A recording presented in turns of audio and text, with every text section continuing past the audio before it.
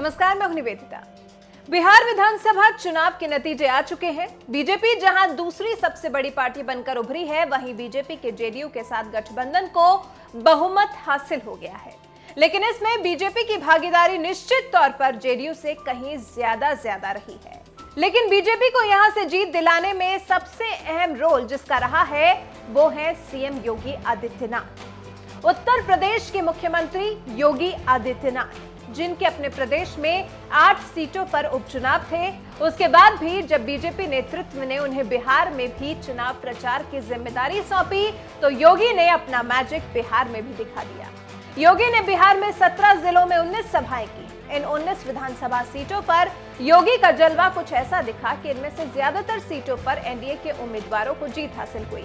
मतलब योगी की आंधी बिहार में ऐसी चली कि आरजेडी और कांग्रेस के कई पुराने किले भी ध्वस्त हो गए। बिहार के 17 जिलों की 75 से ज्यादा विधानसभा सीटों के चुनाव परिणाम पर योगी का असर साफ दिखा। सीएम योगी ने अपने प्रदेश में उपचुनाव की व्यस्तता के बाद भी जेडीयू और बीजेपी के प्रत्याशियों की डिमांड पर ताबड़तोड़ जनसभाएं की। यानी कि बिहार के 17 जिलों में 75 सीटों पर योगी इफेक्ट साफ नजर आया। योगी ने 19 जनसभाएं की, जिनमें विरोधियों पर जमकर भड़ास निकाली। जंगल राज और भ्रष्टाचार को लेकर विपक्ष पर योगी ने सीधा हमला बोला। साथ ही पीएम मोदी के केंद्र में रहते हासिल की उपलब्धियों का भी बखान किया। राम मंदिर से लेकर आर्टिकल 370 को लेकर मोदी के सत्ता में होने की तारीफ की। कट्टर हिंदुत्व छवि के सीएम योगी ने बिहार के मुस्लिम बहुल इलाकों में भी जनसभाएं की और जीत भी सुनिश्चित की। रैलियों की बात करें तो सीएम योगी ने 20 और 21 अक्टूबर को कैमूर के रामगढ़, अरवल, रोहतास की काराकाट, जमुई, भोजपुर की तरारी और पटना के पालीगंज में जनसभा कर विपक्ष को पीछे धकेला। 28 और 29 अक्टूबर को योगी ने सीवान के गोरियाकोठी, पूर्वी चंपारण के गोविंदगंज, पश्चिमी चंपारण के चनपटिया, सीवान के दरौंदा, वैशाली के लालगंज, मधुबनी के झंझारपुर की जनसभाओं में अपनी रैलियों के जरिए सिर्फ भारी भीड़ ही नहीं जुटाई, बल्कि यहां से बीजेपी और जेडीयू गठबंधन के लिए वोट भी हासिल किए।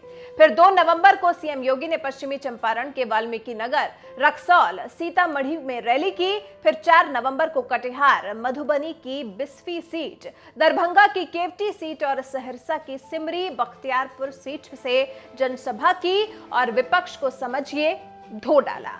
वहीं अब बात पीएम मोदी की भी कर लें तो प्रधानमंत्री मोदी ने बिहार चुनाव के 4 दिनों में कुल 12 जनसभाएं की। 23 अक्टूबर को सासाराम, गया, भागलपुर, 28 अक्टूबर को दरभंगा, मुजफ्फरपुर और पटना, 1 नवंबर को पूर्वी चंपारण, छपरा और समस्तीपुर, 3 नवंबर को आखिरी चरण में पीएम मोदी ने पश्चिमी चंपारण, सहरसा और फारबिसगंज में चुनावी रैलियों को संबोधित किया और विपक्ष पर ताबड़तोड़ कई वार किए। शायद इसी सब का नतीजा रहा जो जेडीयू और बीजेपी गठबंधन को बिहार में बड़ी जीत हासिल हुई।